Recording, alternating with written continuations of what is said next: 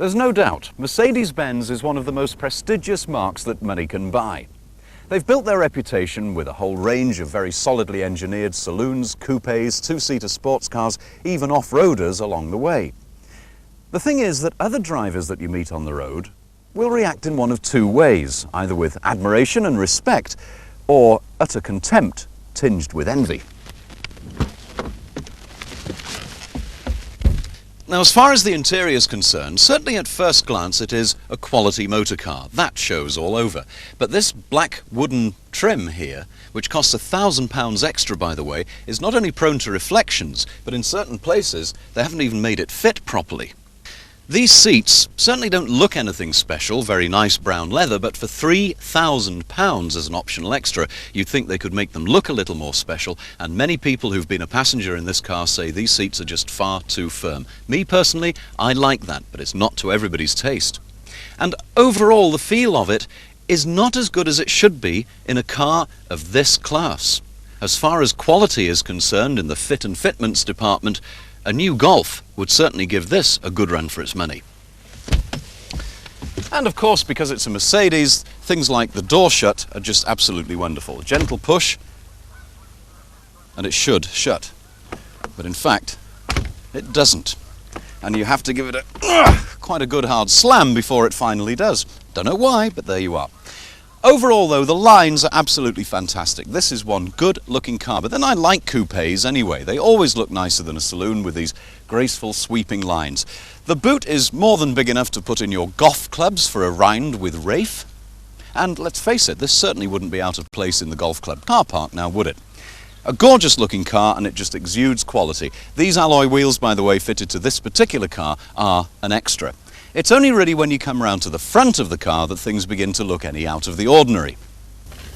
And it certainly does look different from any other coupe on the road. You're left in no doubt that that's a Mercedes coming up behind you in your rear view mirror. Apart from the three-pointed star, you've also got these oval headlamps and the distinctive Mercedes grille from the E-Class on which this is based. Now, in passing, let me just say that I never liked these oval headlamps. I think they look gloopy on this particular car. They work rather well with the Jaguar, but perhaps that's because the Jaguar also has an oval grille to match instead of an oblong one. I never liked the look of this, and I don't think I ever will. However, with the waiting list that there is for these vehicles, clearly they've got something right.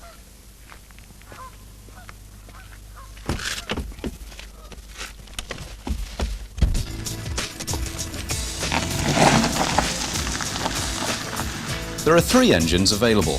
Either side of the 230 compressor we tested are the entry-level 200, a 2-litre 4-cylinder engine, and the 320, a smoother, more powerful 3.2-litre V6, which will cost you around £5,000 more than this car.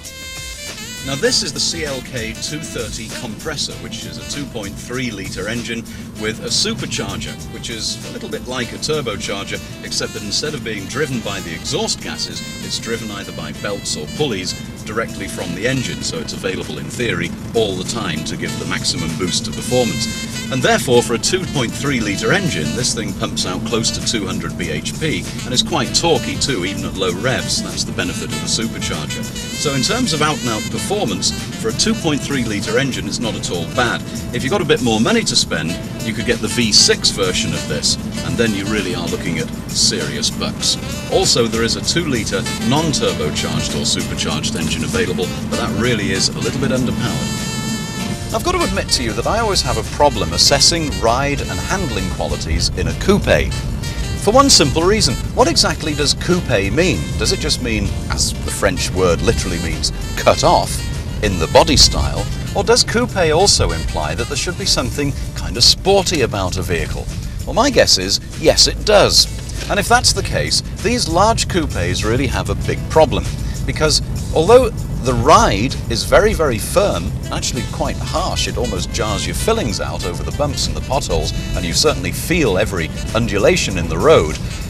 The ride, as a consequence, isn't actually that good. There's quite a lot of body roll on the corners, and turn-in, which again you wouldn't expect to be absolutely pin-sharp as if it was an out-and-out sports car, really isn't that good. The steering is quite dull and lifeless.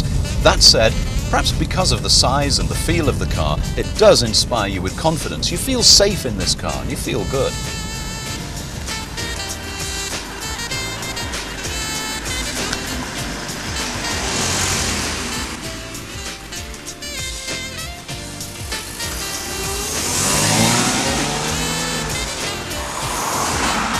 So who would be buying a car like this? Well, clearly somebody who's reasonably well heeled, because with all the extras on it, this vehicle is around £42,000, which is quite a lot of dosh, though you can get one for more like 30. I guess really it's kind of an E-Class with a smile on its face. It's an E-Class for people who want a little bit more fun. And perhaps it would sell well to empty nesters or maybe a young executive with 2 young children who can put up with the relative paucity of room in the back. At £30,000, the Mercedes-Benz CLK certainly isn't overpriced, but remember it's only £30,000 before you start to load it with goodies. But for around about that price, you can also get yourself a Jaguar S-Type or a BMW 3-litre CSI Coupe. And quite honestly, both of those have got a better overall package where ride and handling and performance is concerned. And you see, that's where I think Mercedes have now got a problem, because other people are catching up fast in that key area of build quality and reliability. And therefore, Mercedes-Benz, if they're going to keep that edge, have got to get it right in areas like engines, ride, handling, performance. Quite honestly, with this car, they haven't done that. I was really looking forward to using this car for a couple of days, and I'll be honest with you, I'm really quite disappointed.